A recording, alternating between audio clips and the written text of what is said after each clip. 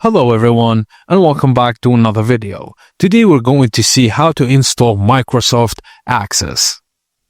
Firstly, open your browser and go to login.microsoftonline.com and enter your Microsoft 365 email and password.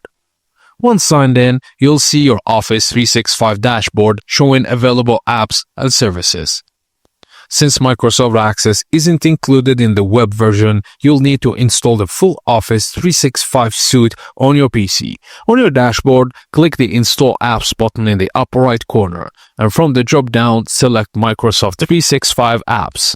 A pop-up will appear. Follow the on-screen prompts to start the installation.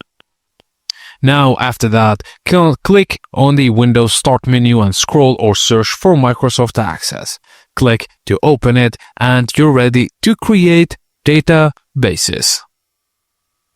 And that's it, guys, as simple as that. Thank you for watching, and please don't forget to like and subscribe for more tips and tricks like this.